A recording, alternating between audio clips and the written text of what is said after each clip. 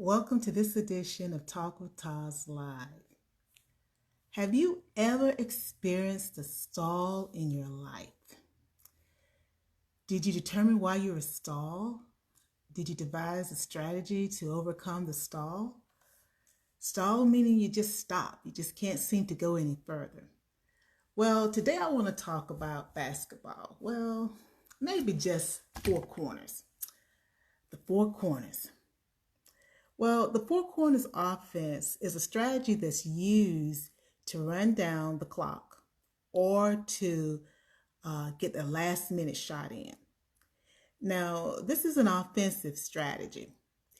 And when there's a delay, it makes the opposing team feel some kind of way because they're racing to try to get the ball from the team that has the ball in their hand. Now, in order for this strategy to work, the four corners have to operate seamlessly. So you've got five men out or five ladies out on the court. And those who are in the corners, they have to operate seamlessly. And what happens is the person who's dribbling the ball, sometimes they go into the center. Sometimes you trade the ball off with one of the other four people who are on the court. But everybody is operating seamlessly. And that's why the four corners works so well.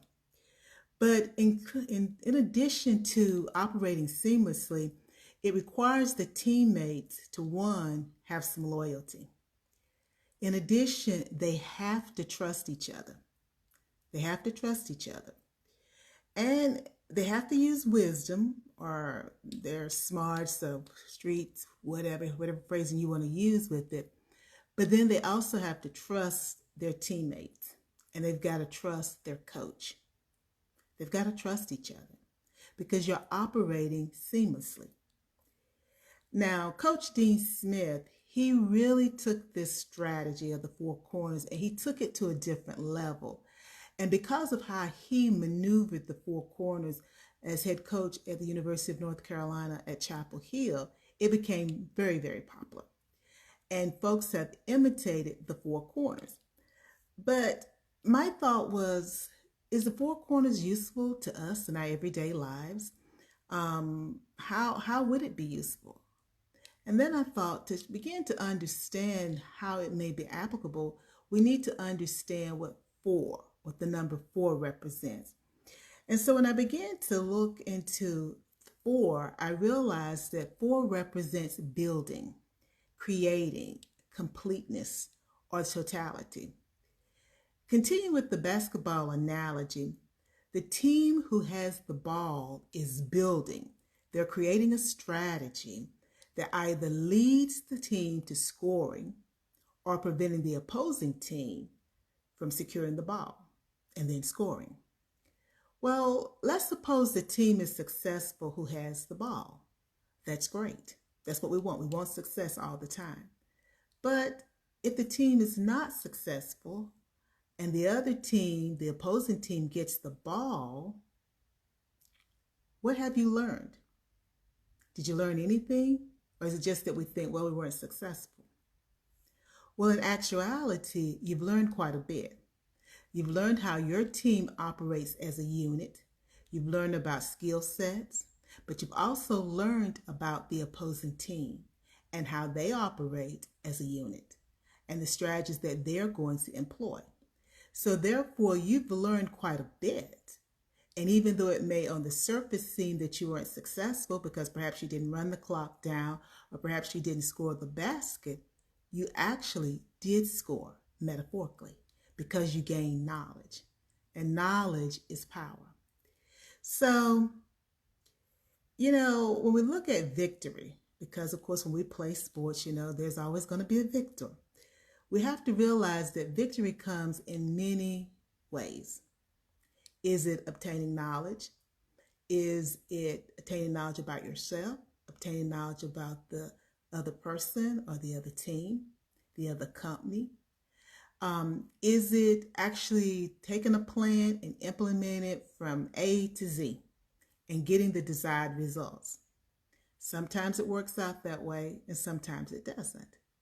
So victory is something that you have to define, and it has to be constantly redefined, because every situation, it doesn't matter if it's the same team, that team has grown since you last played them. Every situation requires fresh eyes in order to see what is there. Now, we likewise experience stalls in our personal and our professional lives. A stall implies that something has stopped. But if it stopped, it will begin again, because it implies that something has stopped. So a stall is a postponement or a delay, and it provides the time for you and I to gather the knowledge that we need in order to be successful in that endeavor. So again, I want you today to accept this challenge of looking at a stall. And if you need to think about from the four-corner stall, which is that basketball strategy, or you just look at it as a stall when we stop. We're pressing forward, but we just can't seem to get there. Sometimes we need to just stop and learn the lesson that is there.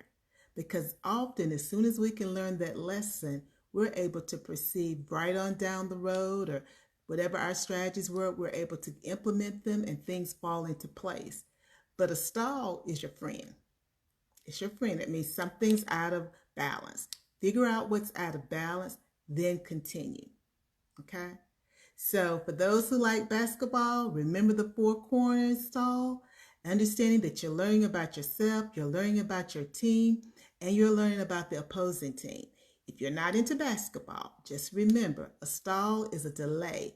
But during that delay, take the time to learn about the situation, learn about yourself, learn about others, and then take that information and apply it, and let's see who actually wins. Okay? This has been Talk with TAS Live. Until next time, take care of you. Bye.